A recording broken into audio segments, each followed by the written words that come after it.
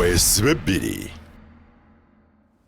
Buterevu Weesibe Bbiri buli wezwera ssaawa 4 olw'ebbalaza olw'okubiri n'olwokutaano omanya bumanya nti programu etunuulira ensonga ezigenda mu maaso mu ggwanga eba egobye bumale. Tutunuulira ebyo ebintu byennyini ebikola amawulire mu kitundu kyo mu ggwanga ssaako ne mu mbeera zaffe eza bulijjo. Nze Moses Wamala ogikwanjulira kasa tumala immediate amawulire amasukulu mbanga obye bumale ne tutunuulira ebyo byennyini ebistimulatinga public debate, public opinion oba gwe omuntu owa bulijjo by'osinga okubeera nga weetaaga. Tutunulira ebintu gwe byoyita nti nno bya bufuzi naye ffe tutunya nnyo okulaba nga tusobola kutunulira ensonga ez'enjawulo ne biba nga bya bulamu kasita biba nga bya mizannyo naye nga mulimu elito politics so ebintu ebigenda okubeera nga bizimba munnayuganda byanjigiriza byakwerinda ssaako n'ebintu byonna byonna bigenda mu maaso mu ggwanga lyattu Uganda. Wiiki eno etandise n'ebintu bingi mu weekend twakitegeddeko oba back twakitegeddeko nti Robert Kyagulanyi Center bangi mumanyi nga Bobi Wine yandibanga nno yamaze n'akyatula yayise ku mukuto gwa CNN n'abeera nga nakikubawo nti 2021 twandimulaba mu kalulu kabona akobwa president akajja. So tuyinza okulaba nga byabadde bino byayita emabega beating around the bush nga biyinza okuba kati bikyaliwo agenda kubeera nga ddala 2021 bwe katagirya ye ne ttiimu ye bwe yagambye nti agenda kubeera nga akikwasaganya naye ate waliwo ne byetula biringa ebyokweyagaliza nga bwe kyali mu mwaka gwa 2017 okukwata ku ssemateeka twandiddamu nno okulaba mu mwaka guno 2019 bwe katagirya. President Yoweri Kaguta Museveni yakaweza emyaka 33 musajja watu ngali mu buyinza bw'eggwanga lyattu Uganda agamba yenno nti tannakola kintu kiri awo kyamuleeta mu buyinza kugamba nti entebe agita. Ebituufu bye biriwo okugamba nti tuve ku adult suffrage oba gwe munnayuganda ng'onda president kati nno tugende ku ze twandisendo za electoral colleges nti gwolonde omubaka yakulondere president w'eggwanga. Wetugenda okubanga nno tukubaganyiza ebirowoozo olunaku olwaleero era ndi mu studio buterevu ngeri gye sitabeera nzekka era tugenda kubeera n'omusumba yeeyita musumba simanyi ekintu ajja kubanga ambuulira ddala bw'otandika ogamba nti ekkanisa ye eri wano n'obimubuuza oyinza okwekanga ne show nga togimazeeko bulungi. So ne bannyabo ayinza okuba badde mu UK United Kawempe bwe kibanga tekimenya mateeka ekyo kyenkoze. Okay, abadde asiriikiridde nnyo n'agenda tubuulira gy'abadde wakomeddewo myaka 33 mukwano gwe General Yoweri Kaguta Museveni yagiweza ng'ali mu bukulembeze obw'eggwanga lyattu Uganda. Eno bwe twali mu iPod Summit twakitegeerako ddala nti bw'oba g'okyalowooza nti alinako gy'alaga nti emyaka mingi nnyo nti twagala tumulaba ekkololo ng'awaayo obuyinza wandinoonye ne ku vvu okole ebikugasa ye akyaliwo alina okulaba nga Africa n'eggwanga lyattu Uganda bigenda mu maaso. Moses Solomon Male gwe ndi naye mu studios nkyalina okuyita omusoma mu mwaka 2019. You see, abantu kwegamba entegeera yaabwe yatalagga olw'ensonga bava ku issues ne badda ku non issues. Male omutanga ye gwatalagga anti mpuliriza omusumba omulungi asobola okuwaayo obulamu bwe olw'endiga. Olwo yange nti osumba endiga mmeka? Kakati ekyo ekibuuzo nakyo tekijja. You see, bw'oba raisinga issues omusumba asobola okulwanirira ndiisa bameka abampuliriza. Oliisa bameka? Bameka nandibadde ku sheno nga siriisa. People are following me all over. Bayinza okufollowing omuntu ataliko kyaba. Waliwo yangambye nti show emunyumira nnyo nga nkulese ne nkutandikamu mu mudu bweti. Akati njagala okutegeeza okujjawo ng'omuntu obwongo bwe buliko ekitalavu naye obwongo obutegeera amanyi bumanya nti male musumba. Olumba nze oba olumba bali ababintumye ababikutumye. Obusumba tekitegeeza kuba na kisibo kiri awo nedda. Yesu Kristo ekisibo kye kyali luddawa ye ekizimbe kye yazimba kyali luddawa. By the mere fact eriyo abampuliriza ne bakolera ku byenjogera ne bafollowinga byenjogera ne bazimbibwa n'entaasa abakoseddwa abanyagiddwa abakoleseddwa mu bisiyaga abakabasanyiziddwa abafereddwako ebyabwe oyo abeera musumba. Olwo olutalo waliwo abaluntuma ne lunene nnyo musumba ndozo omulaluza n'omuleeta akatuuyo. Njagala obaleete tutuule wano yagambye nti archbishop oba bishop mu proving nti actually ye hiring abeera mukozi wa mpeera oba si kyo religious merchant abeera ne bizinesi ye n'agiteekako house of prayer n'agiteekako Holy Church of Christ n'agiteekako synagogue n'ateekako Victory oba Miracle naye ng'ekyamazima atundamu visa ate zitayita n'atundamu ebyamagero ebitaliiyo n'apangiramu obujulizi n'amaliriza ng'abagamba nze nkola accountability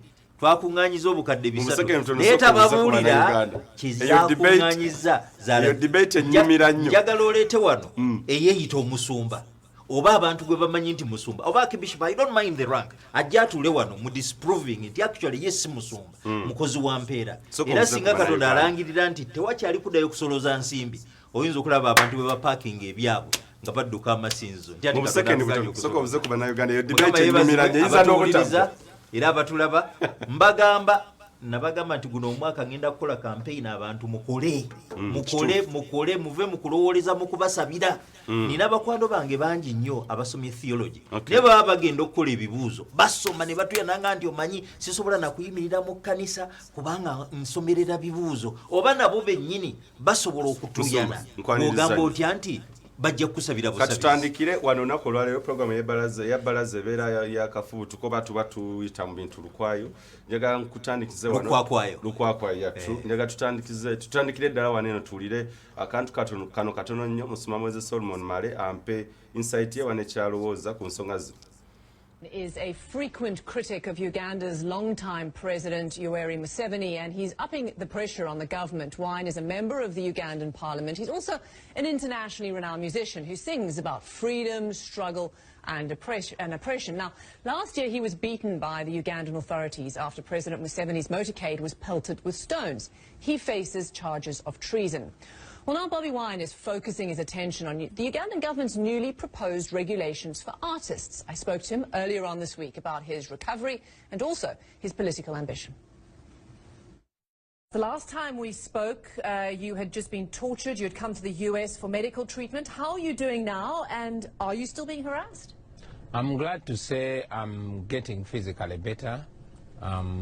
Of course, I am still being harassed at home, but I like not to focus on my harassment as a person. I like to focus on the oppression of the entire population. What do you mean by that? I mean that while the world looks at my brutalization and personal oppression, I know that millions of people go through similar oppression or even worse in Uganda. So I want to use my circumstances to propel that voice so that the world does not only see my oppression, but looks at the oppression of all my countrymen and women. You've become an opposition figure. You are an opposition figure. You're also a musician. And I see that the Ugandan government is trying to regulate the music industry, signing codes of ethics for musicians. Is this aimed at you? Is this censorship? Is there some sort of political motivation behind this?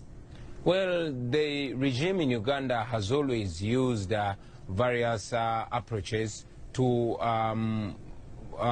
curtail personalities. We must remember that the Public Order Management Act was brought to combat the opposition leader, then Dr. Kizza Besigye. And indeed, after the rise of myself, many initiatives have been put in place by the regime to try to curtail us. So the regulations that are being proposed today in Uganda are actually called by the population the anti-Bobi Wine legislation.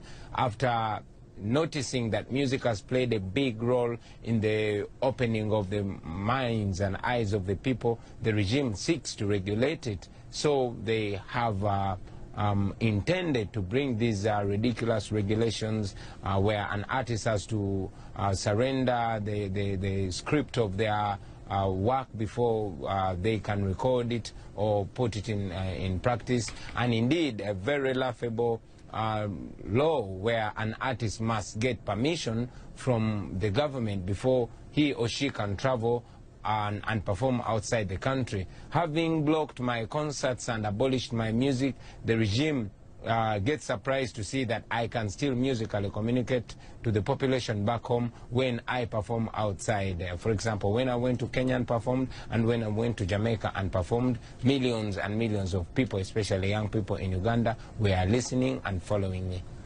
You talk have many Ugandans registered as voters, and overwhelming Museveni looks like our only way out. So do you see yourself challenging President Museveni? Well, this question has come up so many times, and indeed many people have come to me calling for me to stand. We have been discussing this issue with my team, and I must say I and my team, we are seriously considering challenging President Museveni in the next presidential election. Kyagulanyi ajja 2-2 bw'obanga message ogiwuliriza bulungi. Simanyi musumba gwe bw'ogifuula. Agambye nti ye ne ttiimu ye bakyetegereza balabe obajja. Tagambye nti nzija. Oluzungu nalusoma era ndutegeera. Tali komito. Singa agambye nti yes I'm coming. Naye bw'agamba nti I and my team are considering. Tukyetegereza. Tukyatunulira kino na kiri. Tannaba kubeera sure obajja obatajja. Naye nze nagamba bwe nti bwaneesimbawo omuntu atalina vision nendabanga mubeesimbyewo bonna temuli alina vision zinja kwesimbawo mu 2-2 kubanga ensi yange njirumirwa nja kwesimbawo kasita watabeerawo alina vision kubanga ntunula abantu abagamba nti balina vision for this country sibalaba. President Museveni agamba agirina yagirina naye kaakati bw'owulira statements zonna z'akola ng'agamba ye yateekerateekera abaana be tebanoonya mirimu n'agamba ffe abaana baffe tetubateekeddeteekedde ensonga lwaki babonaabona ababe balabirira bugagga bwe n'agamba nti abaana baffe basoma bubi tukutte ssente ne tuteeka abaana mu yunivasite ne tukwata ssente ne tulabirira abaana yatugamba nga tubaweerere nti abantu abatasomye bamenya nnyo katubasomesezza ate agamba twabasomesa bubi ate agamba tetubateekeddeteekedde ye kyemumanyiko yakwata emundu n'agenda mu nsiko. Some of us tetwafuna that opportunity ekwata mundu genda mu nsiko. Kye twalina okukola kwe kusigala wano tukole. Ye singa buli omu yakwata emundu n'agenda mu nsiko Uganda yandibaddewo etya. Kati naye bwaddaawo n'atukudaalira nti ffe abaana baffe ekibalemesezza okuba nti bakola kubanga tetwaba planningira. Ekyo nkiraba nga it is pushing me on the wall. Ani alubina baba na Uganda. Musumba Kyagulanyi 2-2 omulaba nti ayinza okusalawo bayinza okwekyusa obutajja oba okujja kuba akyali oketanabeera direct. Ekibuuzo kye tuzza tukimubuuza enfunda ez'enjawulo gwe simanyi bw'obiraba akyali ebintu byatunuulira. Bobi Wine bw'oba ng'oli serious about 2021 va mu kubalaata va mu kusaaga say it out. Njagala okubategeeza nti tewali birungi bitava mu nvubo. Tewali jeno afunira that rank mu roses mu bimuli bya rose nga gyatudde gyagalamidde. Genos babeera rank eyo gifuna ogenze ku battlefield era oyita mu muliro mungi. N'olwekyo okugamba obutakiteekawo aliteke abantu mu suspense akkirize bamutulugunye bamukube bamukwate bamuteeke ku buli kimu kyonna. Naye njagala okutegeeza gye bakomo kikola nze nkimanyi nti gye kikuma okupromptinga n'abandi badde batamulowooza akugamba nedda let us support this young man. Jjukira Nelson Mandela bamusiba for 27 years ng'ali mu komera naye ekyo tekyamutta. Nzijukira lumu bamuwa offer nti bamute naye rechanting support ye for rechanting stand ye against apartheid. N'agamba nti a prisoner tasobo talina power to bargain. Bwemba mwagala nkole statement yonna munte unconditionally ne baganda omuta ne eventually when pressure built Nelson Mandela bambuta era bwe bamuta bwe bateekawo okulonda mu 1990 for South Africa tewali wasinga Nelson Mandela kubeera qualified kufuuka president. Musumboloza kyeki kyawaliriza Bobi Wine okubeera nga tanabeera so direct oza biki ebimu ku ebyo ebikyamwaliriza. I think mu kampu ye ayinza okuba nga abulamu abantu abayinza omuwa sense of direction. Ekisooka njagala okutegeeza nti bwe tuba tusoma leaders emerge. They are not made, they emerge. Embeera ejjawo ereetawo abantu abasobola okurayizinga naga no let me take advantage of this oba kankole kino n'abantu bennyini baga tukulembere kuba njagala okutegeeza nti si kiwa nti Bobi Wine yazuukokako n'agamba nti ayagala okubeera president naye circumstances ezajjawo zamuwaliriza okuba nti aimaginga nga figure ey'opposition naye okwemaginga nga figure ey'opposition nga tali prepared. Omanyi waliwo omuntu omuddusa speed n'atuuka ku kintu nga takisuubira. According to science, according to obubonero obuliwo Deuce Kyagulanyi okubeerawo 2-2 okujja okumulaba mu kalulu ka bonna according to bintu by'olaba.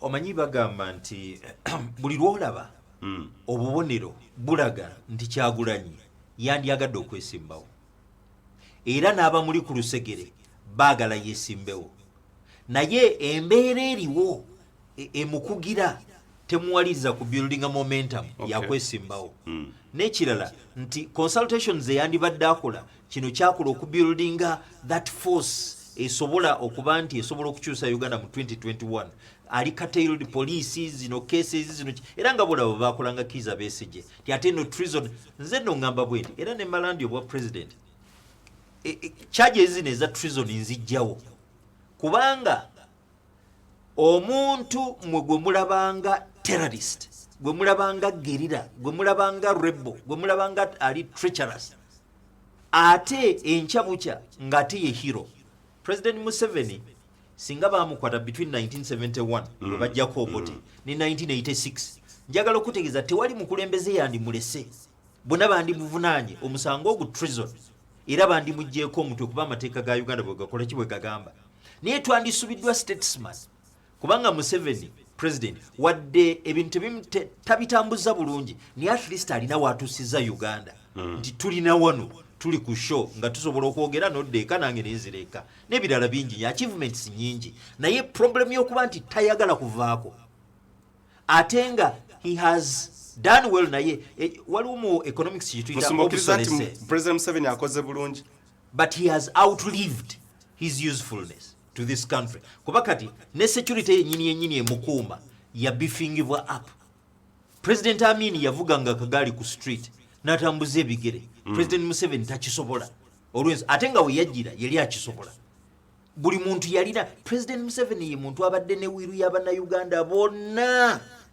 across the board religiosity botunira politicians of all political affiliation aba UPC bamuwagira DP bamuwagira UPM bamuwagira CP bamuwagira sina kibiina bamuwagira abasamize bamuwagidde olaba bagamba bamucampaigningira batukana okubanja sente abalokole bamuwagidde Catholic ani bonna abasiramu briefing atugenda mulango baka kiboina Robert Kyagulanyi ku nsonga eno y'okubanga abantu banyo bakyamubanja okubeera nga alangirira oba bamusubira mu kyamanyi okuvaayo akyogere nti abe direct bila birungumunja kuba obubaka kiboyi bw'omwanga tugenda mu bulango omanyi buli lwoleka abantu mu suspense obawa a lot of hard work olusi batukane ku point egamba naye I think tojja tukolera kye twetaaga tebakulaba mu courage omuntu ayagala nnyo okusupporting omuntu ali courageous ebyobufuzi byakutomera butomezi ozatagwalidde ne Bible egamba nti ekkuba erigenda mu ggulu funda n'abaliraba batono